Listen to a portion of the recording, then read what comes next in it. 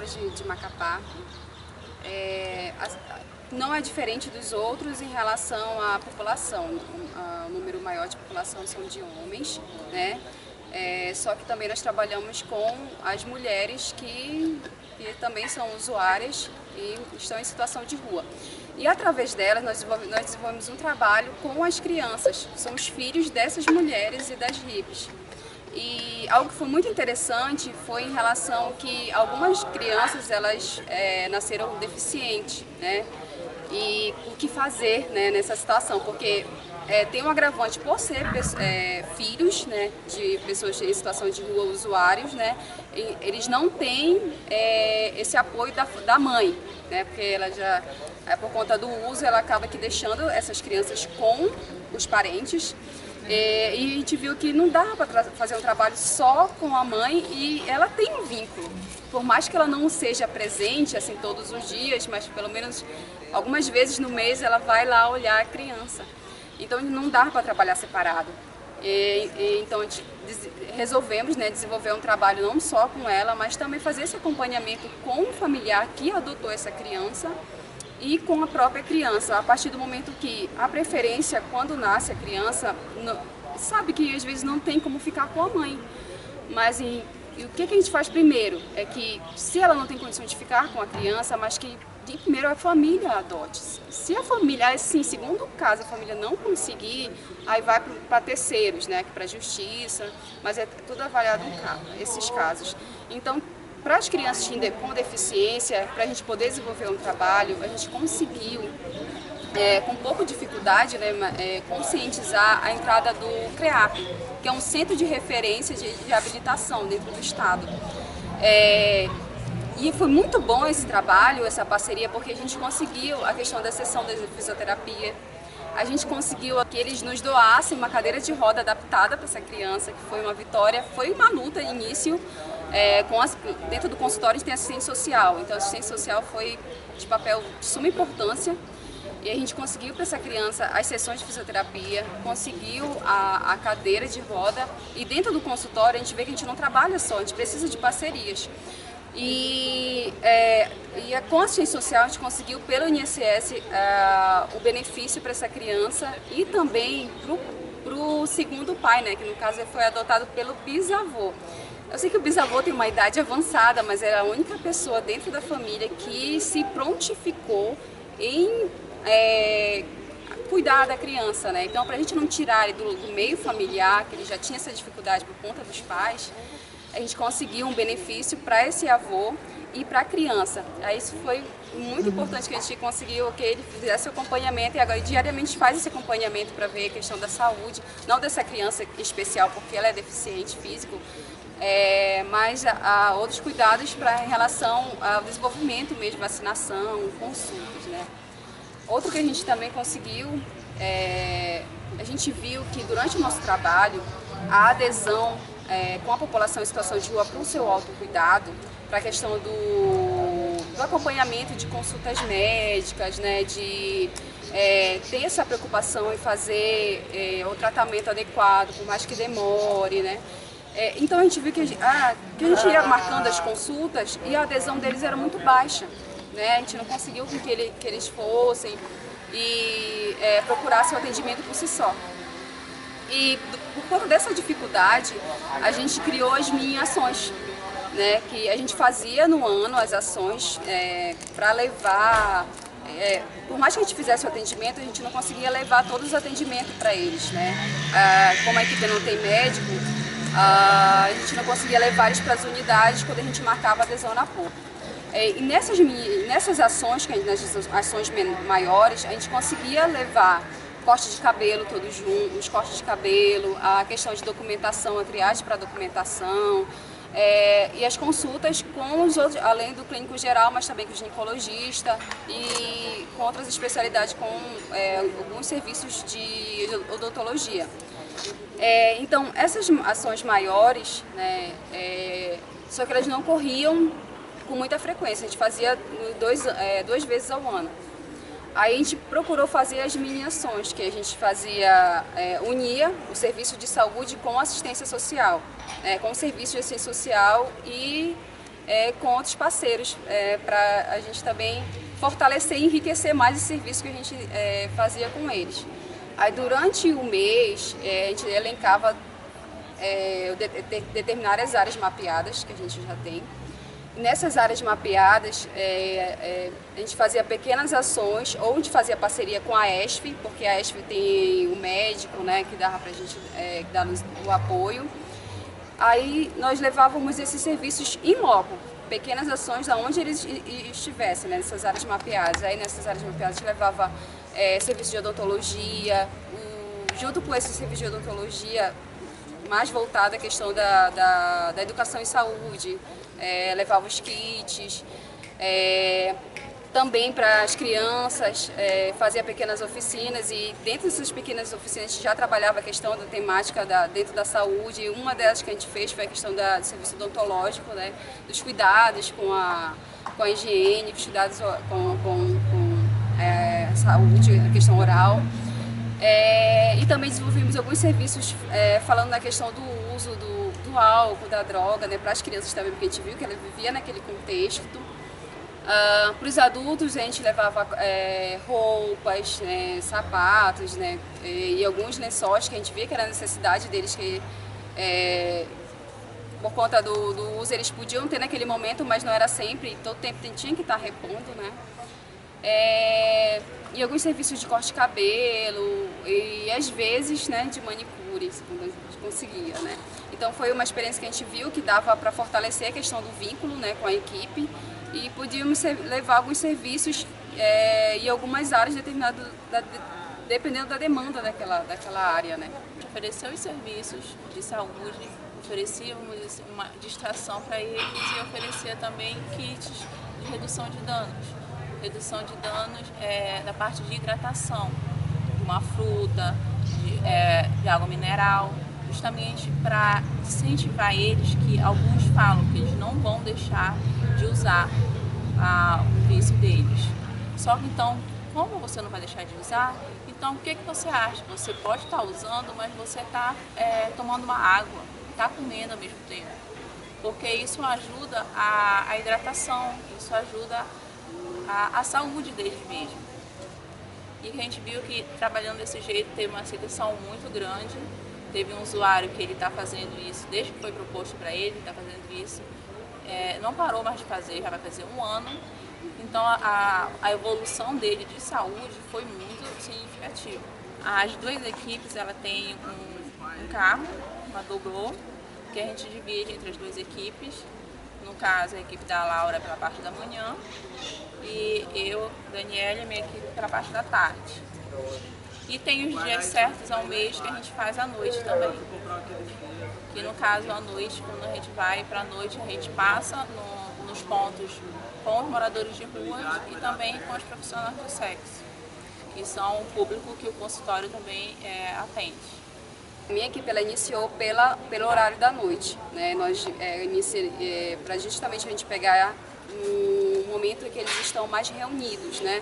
Porque durante o dia eles estão muito ocupados com a questão de como conseguir o dinheiro, né? Tanto para o vício, né? Mas também para adquirir alimento, para sustentar o seu próprio organismo, né? E à noite a gente percebeu que alguns locais eles se aglomeram mais por eles achar mais seguro. E lá em Macapá, eles dão preferência para os hospitais, né? Porque os hospitais têm a segurança, então é um local onde eles elegem para descansar, né? Que eles dormem um pouco mais seguro, né? E as feiras, né? Porque as feiras têm o vigilante, aí dá para elas também ser cenas de uso, mas também para descanso. Então, se você for de noite lá, vocês vão ver que tem um número de concentração maiores de pessoas em situação de rua. E também o horário da noite é o horário em Macapá, né? Onde a gente encontra as profissionais do sexo, tanto femininas quanto masculinas, né? No caso, os travestis. Né? Então o consultório da noite, ele, no caso meu, ele iniciou à noite, só que a gente teve que passar por outro horário, ou seja, o horário da manhã. Só que toda semana, pelo menos uma vez, a gente tem que voltar à noite por conta do público que são os profissionais do sexo. Então durante o dia, manhã, a gente dá o suporte para as pessoas em situação de rua que são mais os usuários, né? Que no caso, logo pela manhã, eles ainda não iniciaram a busca, né, para conseguir o dinheiro, né? Então a gente consegue fazer essa cobertura. E à noite, as profissionais do sexo.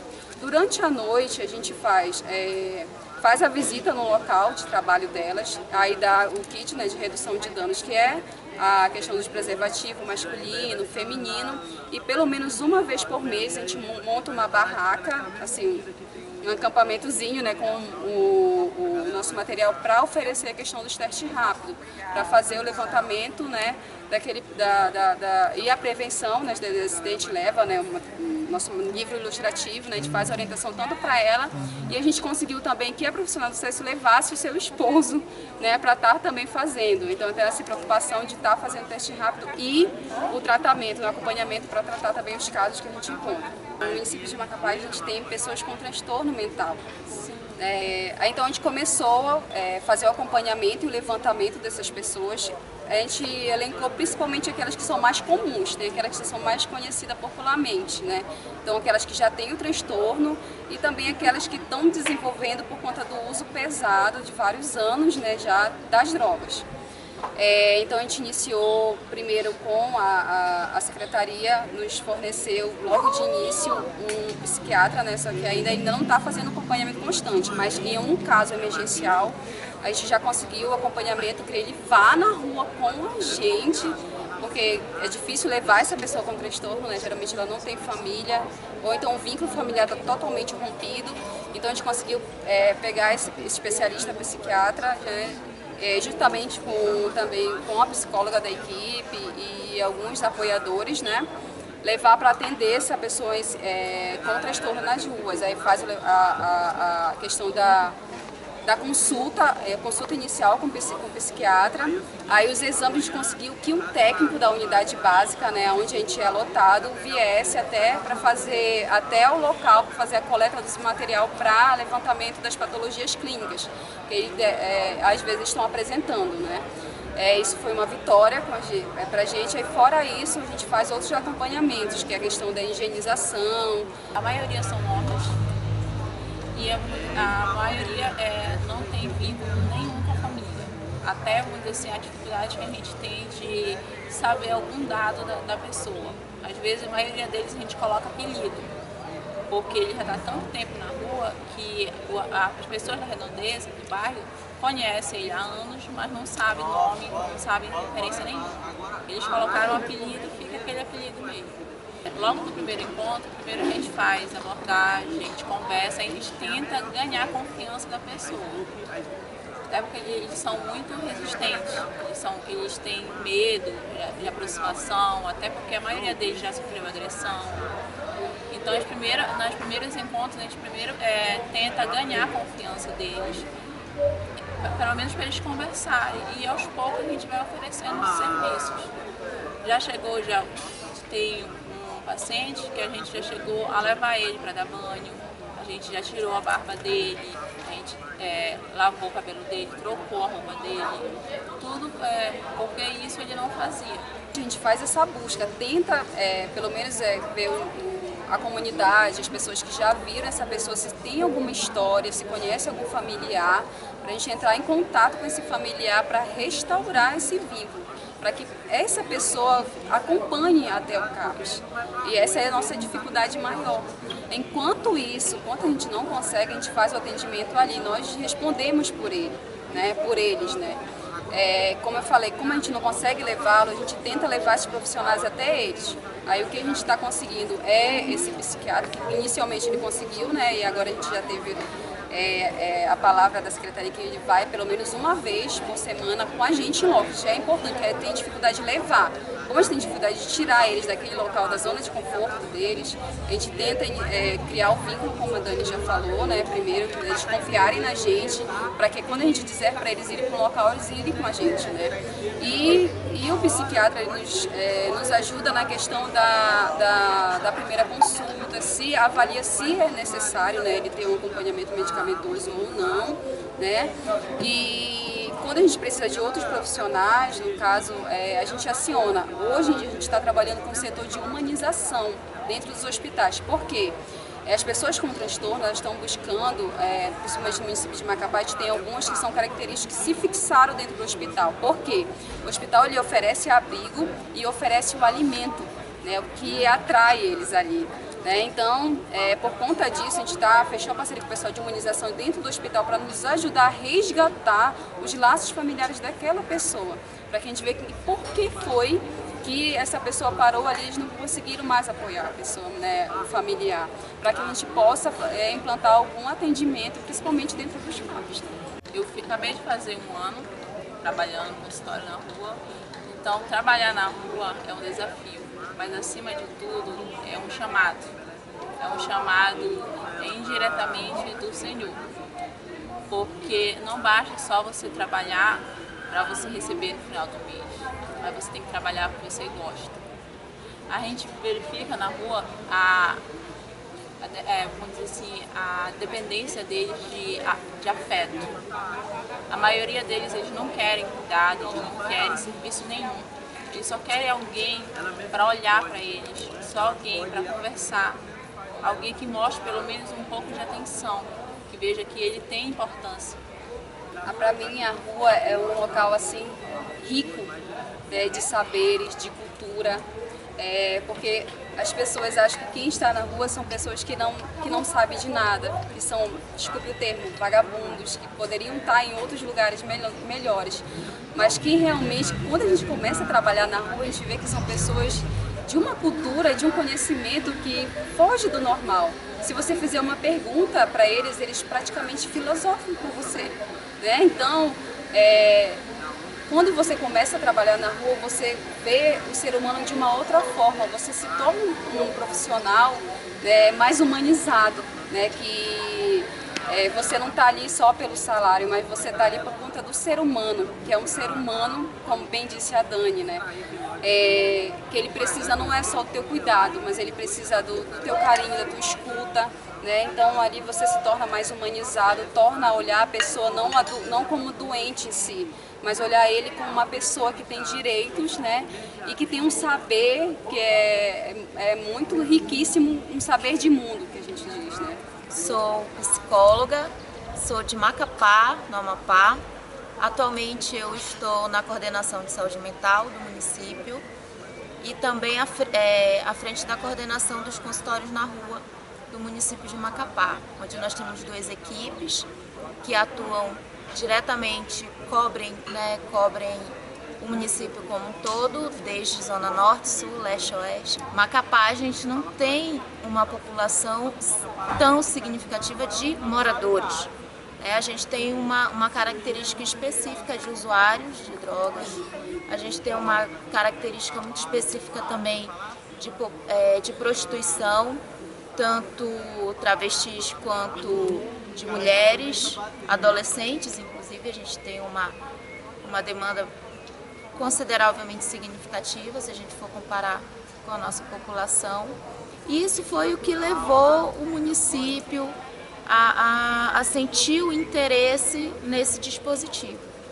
Né? Então, as discussões surgiram através das reuniões do grupo condutor da RAPS, da Rede de Atenção Psicossocial, no município de Macapá, onde a gente começou, né, uma composição de grupo intersetorial, né, que vem desde a assistência social, passando pela saúde, outros dispositivos importantes nesse processo, que compõem, né, que fazem parte, que são componentes da Rede de Atenção Psicossocial, atenção básica. Hoje a maioria dos consultórios estão interligados à atenção básica, né? Em Macapá ele ainda está vinculado à saúde mental. Durante um ano a gente trabalhou no processo de construção do projeto, sempre articulado a RAPS, a Rede de Atenção Psicossocial, sempre articulando a intersetorialidade entre os serviços, para que a gente pudesse ter um serviço que funcionasse de uma forma positiva e que trouxesse alguma resolutividade positiva também, né? Que conseguisse atender essa população, essa demanda. E a gente hoje são 2 equipes, uma é habilitada e credenciada pelo Ministério da Saúde, a outra equipe é exclusivamente financiada pelo município, E isso surgiu diante da experiência muito positiva que nós tivemos com a implantação dessa primeira equipe. A equipe foi implantada no ano de 2014, tivemos resultados muito bons. As técnicas da equipe puderam relatar muito bem as experiências exitosas que já tiveram. Então isso, apresentado até a Secretaria, foi visto que essa população realmente precisava de um pouco mais. Então veio essa possibilidade de uma nova equipe que pudesse estar auxiliando, e que a gente, inicialmente a primeira equipe trabalhava à noite, então a gente não conseguia abranger a população como um todo, né? A gente viu também a necessidade que tinha uma população que precisava ser assistida. Então essa outra equipe veio para cobrir essa lacuna que estava faltando ainda para a gente conseguir atingir o máximo possível, levar a melhor assistência possível a essa população. Então, essa segunda equipe ela é exclusivamente financiada pelo município. A gente vem trabalhando também num projeto de habilitá-la pelo Ministério da Saúde, tentar esse incentivo financeiro para que a gente possa transformar ela em modalidade 3, que hoje o município tem 2 equipes, as 2 são modalidade 2. A gente necessita muito do profissional médico. Conseguimos ter uma articulação muito boa com as unidades básicas de saúde, onde a equipe leva marcação de consultas.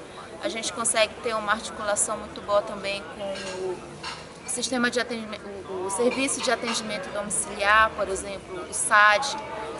Mas assim, são articulações internas, né? Quando, por exemplo, tem uma necessidade específica, uma demanda específica, a gente consegue articular com esses outros serviços para prestar assistência que nos falta e que eles têm o serviço para estar nos oferecendo. Então a gente vem ainda nesse processo de tentar habilitar a segunda equipe pelo Ministério para ver se a gente consegue transformá-la em modalidade 3 com a inserção do profissional médico. No município, a saúde mental ela também está interligada ao Departamento de Atenção Básica, então tem esse diálogo muito próximo, essa articulação muito próxima, né, que facilita muito o processo.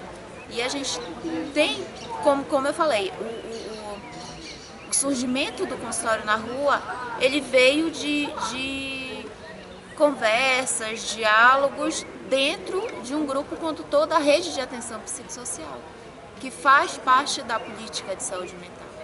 Então a necessidade de implantar esse serviço no município de Macapá veio da política de saúde mental.